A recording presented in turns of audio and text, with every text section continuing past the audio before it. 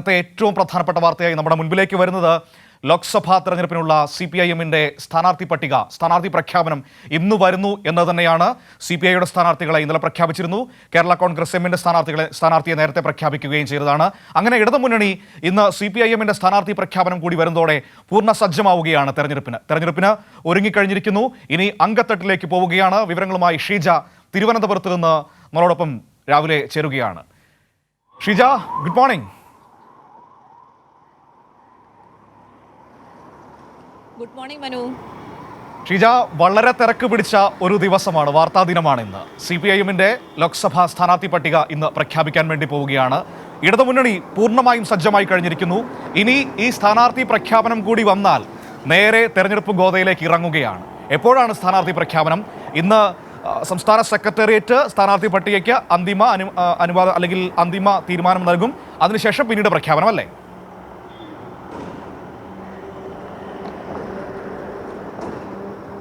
തീർച്ചയായും മനു, ഏതായാലും ഇന്ന് വളരെ തിരക്കേറിയ ദിവസമാണ് എന്ന് പറയേണ്ടി തന്നെ ഇരിക്കുന്നു. കാരണം തലസ്ഥാനത്തെ സംബന്ധിച്ചിടത്തോളം ഇന്ന് വാർത്തകളുടെ ഒരു ഘോഷയാത്ര തന്നെയാണ് എന്നുള്ളതാണ് എടുത്തു പറയേണ്ടത്. ആദ്യം തന്നെ പറയേണ്ടത് CPIM-ന്റെ സ്ഥാനാർത്ഥി പ്രഖ്യാപനം. അതോടൊപ്പം തന്നെ എടുത്തു പറയേണ്ടത് പ്രധാനമന്ത്രി തലസ്ഥാനത്തെത്തുന്നു. ഒപ്പം തന്നെ വൈകുന്നേരം മുഖ്യമന്ത്രിയുടെ മുഖാമുഖം ഉണ്ട്. അങ്ങനെ ആ രീതിയിൽ വാർത്താ സമ്പന്നമാണ് ഇന്ന് തലസ്ഥാനത്തെ സംബന്ധിച്ചിടത്തോളം. ഇന്ന് നമുക്ക് ഏതായാലും CPIM-ന്റെ സ്ഥാനാർത്ഥി പട്ടികയുടെ കാര്യത്തിലേക്ക് വരികയാണെങ്കിൽ ഇന്നിപ്പോൾ സ്ഥാനാർത്ഥികളുടെ പ്രഖ്യാപനം ഇന്ന് ഉണ്ടാകുന്നതായിരിക്കും. ഉച്ചയ്ക്ക് ശേഷം 3 മണിക്കാണ് CPIM സംസ്ഥാന സെക്രട്ടറി ഗോവിന്ദ മാസ്റ്ററുടെ വാർത്താ സമ്മേളനം പറഞ്ഞിട്ടുള്ളത്. ഇതിലായിരിക്കും അദ്ദേഹം സ്ഥാനാർത്ഥികളെ പ്രഖ്യാപിക്കുക. 15 സീറ്റുകളിലാണ് CPIM മത്സരിക്കുന്നത്. LDF-ൽ കഴിഞ്ഞ ദിവസം CPI മത്സരിക്കുന്ന 4 സീറ്റുകളിലേക്കുള്ള സ്ഥാനാർത്ഥികളെ CPIയുടെ സംസ്ഥാന സെക്രട്ടറി പ്രഖ്യാപിച്ചിട്ടുണ്ടായിരുന്നു. അതിനു മുൻപ് മനു സൂചിപ്പിച്ചതുപോലെ കേരള കോൺഗ്രസ് എമ്മിൻ്റെ സ്ഥാനാർത്ഥിയെയും പ്രഖ്യാപിച്ചിരുന്നു. അതായാലും ഇന്നിപ്പോൾ രാവിലെ CPIM-ന്റെ സംസ്ഥാന സെക്രട്ടേറിയറ്റ് യോഗം ചേരുന്നുണ്ട്. ഈ യോഗത്തിൽ സ്ഥാനാർത്ഥി പട്ടികയ്ക്ക് അന്തിമ അംഗീകാരം നൽകുന്നതായിരിക്കും. അതിനുശേഷമായിരിക്കും വാർത്താ സമ്മേളനത്തിൽ സ്ഥാനാർത്ഥികളെ പ്രഖ്യാപിക്കുക. ഏതായാലും ഈ പട്ടികയിൽ ഇടം നേടിയിട്ടുള്ളതിൽ ജില്ലാ സെക്രട്ടറിമാരുണ്ട്, ജനപ്രതിനിധികളുണ്ട്. അങ്ങനെ ഈ തവണത്തെ തെരഞ്ഞെടുപ്പ് എന്ന് പറയുന്നത് ഏറെ നിർണായകമായ ഒരു തെരഞ്ഞെടുപ്പായി തന്നെയാണ് LDF കണക്കുകൂട്ടുന്നത്. പ്രത്യേകിച്ചും ദേശീയ സാഹചര്യമൊക്കെ പരിശോധിക്കുമ്പോൾ വലിയൊരു പോരാട്ടം അനിവാര്യമായ ഘട്ടം കൂടിയാണ്. അതിൻ്റെ അടിസ്ഥാനത്തിൽ വിജയസാധ്യത എന്നുള്ളത് തന്നെയാണ് പ്രധാന ഘടകമായി എടുത്തിരിക്കുന്നത്. അതിനൊപ്പം തന്നെ സ്ത്രീകൾക്കുള്ള പ്രാതിനിധ്യം, യുവാക്കൾക്കുള്ള പ്രാതിനിധ്യം, ഇതെല്ലാം ഉറപ്പാക്കിയുള്ളൊരു സ്ഥാനാർത്ഥി പട്ടിക തന്നെയായിരിക്കും പ്രഖ്യാപിക്കുക എന്നുള്ളത് തന്നെയാണ് നമുക്ക് മനസ്സിലാക്കാൻ സാധിക്കുന്നത്. ഏതായാലും ഈ ഒരു സ്ഥാനാർത്ഥി പ്രഖ്യാപനം കൂടി കഴിഞ്ഞാൽ LDF പൂർണ്ണതോതിൽ തെരഞ്ഞെടുപ്പിന് വേണ്ടി സജ്ജമാണ് എന്നുള്ളത് തന്നെ പറയാം. കാരണം കഴിഞ്ഞ ദിവസങ്ങളിലായി CPIയുടെ സ്ഥാനാർത്ഥി പ്രഖ്യാപനവും കേരള കോൺഗ്രസ് എമ്മിൻ്റെയും കഴിഞ്ഞു. ഇനിയിപ്പോൾ ഇന്നത്തോടുകൂടി CPIM-ൻ്റെയും കൂടി ആകുമ്പോൾ സ്ഥാനാർത്ഥി പ്രഖ്യാപനം പൂർണ്ണതോതിൽ പൂർത്തിയാകും. ഇനി തെരഞ്ഞെടുപ്പ് പ്രചരണം കൂടി ആരംഭിക്കുന്ന ഒരു സാഹചര്യത്തിലേക്ക് കാര്യങ്ങൾ നീങ്ങുകയാണ്. ഇതിൽ ഏറ്റവും പ്രധാനപ്പെട്ട ഒരു കാര്യം എടുത്തു പറയേണ്ടത് LDF തെരഞ്ഞെടുപ്പ് പ്രഖ്യാപിക്കുന്നതിന് മുൻപ് തന്നെ പൂർണ്ണതോതിൽ സജ്ജമായി കഴിഞ്ഞിട്ടുണ്ട്. പക്ഷേ UDF വലിയ തോതിലുള്ളൊരു പ്രതിസന്ധിയിൽ ഇപ്പോഴും അകപ്പെട്ട് നിൽക്കുന്ന ഒരു സാഹചര്യമാണ്. അതുകൊണ്ട് തന്നെ ഈ തെരഞ്ഞെടുപ്പ് പ്രഖ്യാപിക്കുന്നതിന് മുൻപ് തന്നെ ഈ തെരഞ്ഞെടുപ്പിൽ വലിയൊരു മേൽക്കൈ നേടാൻ LDF-ന് സാധിച്ചിട്ടുണ്ട് എന്നുള്ള കാര്യം കൂടി ഈ ഒരു ഘട്ടത്തിൽ സൂചിപ്പിക്കേണ്ടതാണ് മനു. തീർച്ചയായും അത് വളരെ പ്രധാനപ്പെട്ട വിഷയമാണ്. കാരണം നമുക്കറിയാം, ഒരു എതിർശബ്ദങ്ങളോ അപസ്വരങ്ങളോ ഒന്നുമില്ലാതെ സ്ഥാനാർത്ഥി പ്രഖ്യാപനം LDF-ൽ പൂർത്തിയാകുന്നു.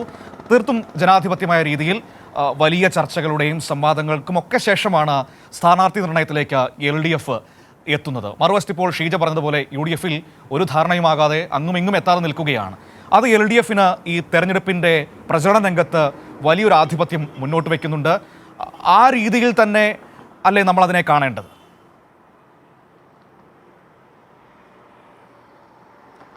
തീർച്ചയായും മനു, അതിൽ യാതൊരുവിധ സംശയമില്ല. കാരണം കമ്മ്യൂണിസ്റ്റ് പാർട്ടിക്ക് ഒരു രീതിയുണ്ട് സ്ഥാനാർത്ഥികളെ നിർണ്ണയിക്കുന്നതുമായി ബന്ധപ്പെട്ട്. അത് ജില്ലാ ഘടകങ്ങൾ കൃത്യമായ രീതിയിൽ പരിശോധിക്കുന്നു. വിജയസാധ്യതയുള്ള സ്ഥാനാർത്ഥികളുടെ പേര് സംസ്ഥാന നേതൃത്വത്തിന് നൽകുന്നു. അത് സംസ്ഥാന നേതൃത്വം പരിശോധിച്ച് അതിൽ അന്തിമ അംഗീകാരം നൽകുന്നു. അതിന് കൃത്യമായ ഒരു പാറ്റേൺ ഉണ്ട്. ആ രീതിയിൽ തന്നെ കാര്യങ്ങൾ മുന്നോട്ട് പോയിട്ടുണ്ട്. കാരണം ആദ്യഘട്ടത്തിൽ തന്നെ ഈ ഒരു തെരഞ്ഞെടുപ്പിൻ്റെ പ്രഖ്യാപനം ഉടൻ ഉണ്ടാകും എന്നുള്ളൊരു വാർത്ത വരുന്ന പശ്ചാത്തലത്തിൽ തന്നെ LDF-ന്റെ അടിയന്തര യോഗം ചേരുന്നു. ആ ഒരു ദിവസത്തെ യോഗത്തിൽ തന്നെ LDFന്റെ സീറ്റ് ധാരണ പൂർത്തിയാവുകയാണ്. ആ രീതിയിൽ സീറ്റ് ധാരണ പൂർത്തിയാക്കി തൊട്ടടുത്ത ദിവസം മുതൽ അതിലെ പാർട്ടികൾ കൃത്യമായ രീതിയിൽ അവരുടെ സ്ഥാനാർത്ഥി നിർണയ ചർച്ചകൾ ആരംഭിക്കുന്നു. അതിനുശേഷം കഴിഞ്ഞ ദിവസങ്ങളിലായി ചേർന്നിട്ടുള്ള അതിപ്പോൾ CPIMന്റെ ആകട്ടെ CPIയുടെ ആകട്ടെ സംസ്ഥാന യോഗങ്ങളിൽ കൃത്യമായ രീതിയിൽ ഈ ജില്ലകളിൽ നിന്നും ലഭിച്ചിട്ടുള്ള പട്ടികകൾ പരിശോധിക്കുന്നു. അതിൽ ഒരു അന്തിമ തീരുമാനത്തിലേക്ക് കഴിഞ്ഞ 2 ദിവസങ്ങളിലായി എത്തുന്നു. ആ രീതിയിൽ സ്ഥാനാർത്ഥി പ്രഖ്യാപനത്തിലേക്ക് കടക്കുന്നു. ഇതിലൊന്നും ഒരു തരത്തിലുള്ള പ്രതിസന്ധിയും പ്രശ്നങ്ങളും ഒന്നും ഇല്ലാത്ത രീതിയിൽ കൃത്യമായ രീതിയിൽ സ്ഥാനാർത്ഥി പ്രഖ്യാപനത്തിൽ വരെ കാര്യങ്ങൾ എത്തി നിൽക്കുന്നു എന്നുള്ളത് എടുത്തു പറയേണ്ട ഒരു കാര്യം തന്നെയാണ്. പക്ഷേ ഇപ്പോഴും UDFന്റെ കാര്യം പരിശോധിക്കുമ്പോൾ സീറ്റ് ധാരണയുടെ കാര്യത്തിൽ പോലും ഇപ്പോഴും വലിയൊരു ആശയക്കുഴപ്പം നിലനിൽക്കുന്ന ഒരു പശ്ചാത്തലമുണ്ട്. ലീഗിന്റെ 3ാം സീറ്റ് വിഷയം അത് വലിയ തോതിൽ പ്രതിസന്ധിയിൽ നിൽക്കുന്ന ഒരു സാഹചര്യമുണ്ട്. അത് UDFനെ തന്നെ വലിയ തോതിൽ ബാധിച്ചിട്ടുണ്ട് എന്നുള്ളത് എടുത്തു പറയേണ്ടതാണ്. കാരണം നേതാക്കളുടെയൊക്കെ പരസ്യ പ്രസ്താവനയിൽ നിന്നും അത് വ്യക്തമാകുന്ന ഒരു സാഹചര്യം കൂടിയാണ്. അതുകൊണ്ട് തന്നെ ഈ ഒരു തെരഞ്ഞെടുപ്പുമായി ബന്ധപ്പെട്ട് നമ്മൾ പരിശോധിക്കുമ്പോൾ തെരഞ്ഞെടുപ്പ് പ്രഖ്യാപിച്ചാൽ പോലും പൂർണ്ണതോതിൽ ഇതിനകം LDF സജ്ജമാണ്. പക്ഷേ UDFൽ ആശയക്കുഴപ്പങ്ങൾ ഇപ്പോഴും നീങ്ങിയിട്ടില്ല. അതുകൊണ്ട് തന്നെ ഈ തെരഞ്ഞെടുപ്പിൽ വലിയൊരു മേൽക്കൈ നേടാൻ LDFന് ഇതിനകം സാധിച്ചിട്ടുണ്ട്. കാരണം ഇന്നത്തെ സ്ഥാനാർത്ഥി പ്രഖ്യാപനം CPIMന്റെ കൂടി കഴിയുമ്പോൾ CPIMന്റെ സ്ഥാനാർത്ഥികൾ കൂടി പ്രചരണ രംഗത്തേക്ക് ഇറങ്ങുകയാണ്. അപ്പോൾ പൂർണ്ണതോതിൽ പ്രചരണ രംഗത്ത് പോലും ആദ്യഘട്ടത്തിൽ തന്നെ രംഗത്തിറങ്ങാൻ സാധിക്കുന്നു എന്നുള്ളത്, ജനങ്ങൾക്കിടയിലേക്ക് ആദ്യഘട്ടത്തിൽ ചെല്ലാൻ സാധിക്കുന്നു എന്നുള്ളത് വലിയൊരു മേൽക്കൈ തന്നെയാണ് LDFന് ഉണ്ടാക്കുക എന്നുള്ളതിൽ ഒരു സംശയവുമില്ല. മനു. ശരി ഷീജയാണ് അപ്പോൾ ഈ സ്ഥാനാർത്ഥി നിർണയത്തിൻ്റെ ഇന്നത്തെ സ്ഥാനാർത്ഥി പ്രഖ്യാപനവുമായി ബന്ധപ്പെട്ട ഈ സമഗ്രമായ വിവരങ്ങൾ നമുക്ക് നൽകിയത്. ഷീജ പറഞ്ഞതുപോലെ വളരെ പ്രധാനപ്പെട്ട ഘട്ടത്തിലേക്ക് കടക്കുകയാണ് ഇടതുമുന്നണി. ഇന്ന് CPIMന്റെ സ്ഥാനാർത്ഥി പ്രഖ്യാപനം കൂടി വരുന്നതോടുകൂടി തെരഞ്ഞെടുപ്പ് ഒരുക്കങ്ങളിലേക്ക് സമ്പൂർണ്ണമായി കടക്കും. അവിടെ ഏറ്റവും പ്രധാനപ്പെട്ട കാര്യം എതിർശബ്ദങ്ങളും അപസ്വരങ്ങളും ഒന്നുമില്ലാതെ ഏറ്റവും ജനാധിപത്യമായ രീതിയിൽ തന്നെ ഈ സ്ഥാനാർത്ഥി നിർണയം, സ്ഥാനാർത്ഥി പ്രഖ്യാപനത്തിലേക്ക് കടക്കാൻ ഇടതുമുന്നണിക്ക് കഴിഞ്ഞുവെന്നത് അവരെ സംബന്ധിച്ച് വലിയൊരു ആധിപത്യം ഈ തെരഞ്ഞെടുപ്പ് ഗോതയിൽ നൽകുന്നുണ്ട്.